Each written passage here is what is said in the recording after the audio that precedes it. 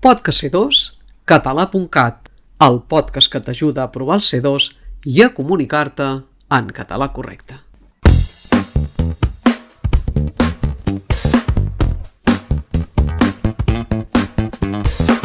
L'episodi d'avui l'hem titulat Un quart de 8 o les 7:15.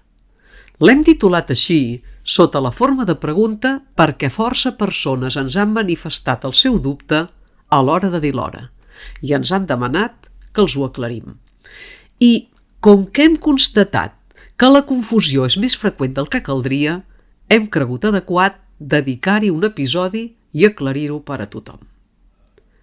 El primer que cal saber és que en català tenim bàsicament dues maneres de referir-nos a les hores. Tenim dos sistemes diferents per referir-nos-hi: el sistema del campanar i el sistema del rellotge. I, segons la zona lingüística a què es pertany, es fa servir més un sistema o l'altre. I segurament us preguntareu: i això com és que passa? No estem parlant la mateixa llengua? I com és, doncs, que ho diem de maneres diferents? I la resposta és senzilla. Ho diem de maneres diferents perquè en una zona i l'altra del domini lingüístic català, per dir-ho d'alguna manera, no mirem amb els mateixos ulls el pas del temps. Tenim una manera diferent d'entendre'l. Recordeu el nostre episodi anterior, el 38è, en parlar de Cap d'Any? Us vam comentar que els catalans i els castellans celebrem el mateix, però ens fixem en aspectes diferents en fer-ho. Doncs amb les hores passa una cosa semblant. En el pas del temps ens fixem en dos aspectes diferents segons la zona lingüística a què pertanyem. En certes zones del domini lingüístic català miren cap endavant i en d'altres cap enrere. I val a dir que no és millor ni pitjor una forma que l'altra, senzillament són dues formes diferents. Imaginem-nos que fa poc que eren les 7 en punt. El temps va passant i per referir-nos als moments que vindran abans d'arribar a les 8, podem fer servir un dels dos sistemes, el del campanar o el del rellotge. En el sistema del campanar, al cap de pocs minuts d'haver passat les 7, oblidem aquesta hora i ens adrecem cap a l'hora futura, cap a les 8. En canvi, en el sistema del rellotge no obliden tan ràpidament l'hora que ha passat. En el nostre exemple, les 7 és l'hora que ha passat i segueixen mantenint-la.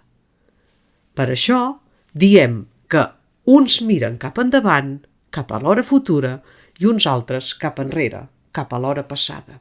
En la major part del català central i en el nord occidental, les hores se solen expressar pel sistema del campanar, és a dir, miren cap endavant, que, tot sigui dit, és un sistema específic de la nostra llengua. En canvi, en la resta del domini lingüístic, generalment es fa referència a les hores pel sistema del rellotge, és a dir, mirant cap enrere, cap a l'hora passada. Però per què se'n diuen sistema del campanar i sistema del rellotge? En què es basen i en què es diferencien? Us en faig 5 cèntims. Mireu, en el sistema del campanar, l'hora es divideix en 4 quarts, com qui divideix un pastís en 4 parts, en 4 trossos. I a partir d'aquesta divisió es fa referència a l'hora que ha d'arribar, en comptes de l'hora que acaba de passar. Per exemple, les 7 ja han passat i anem cap a l'hora següent, cap a les 8.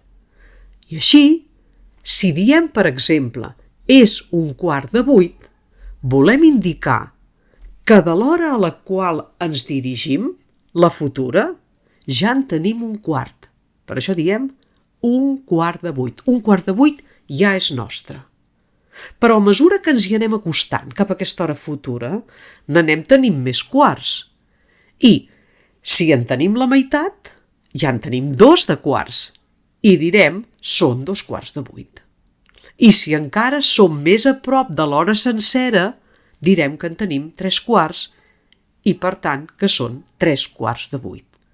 I quan ja tenim els 4/4 de l'hora, ja tenim l'hora completa i diem que són les 8, com aquell que ja s'ha menjat tots els quarts del pastís, 1/4, 2/4, 3/4, i llavors ja l'hora sencera, les 8 en aquest cas, i ja tenim un altre pastís a punt de començar.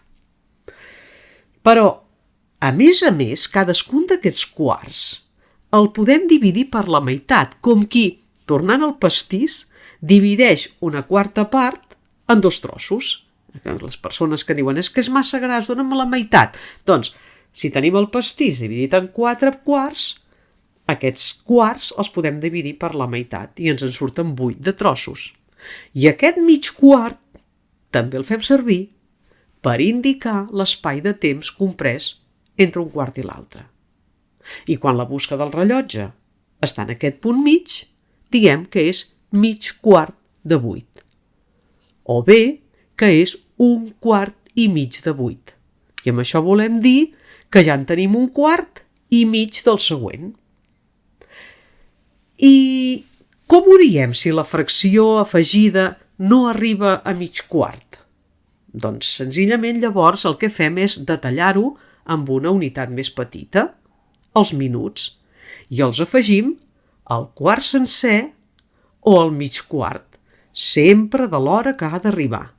En el nostre exemple estem caminant cap a les 8, i així podríem dir són 2/4 de 8, o són 2/4 de 8, o són 2/4 - 5 de 8, o falten 5 minuts per 2/4 de 8. Una altra cosa que també cal observar és que de vegades fem servir expressions menys precises per referir-nos als quarts. Segurament tots heu sentit frases com «ens trobarem a 7:15», sense precisar si aquests quarts són 2 o 3.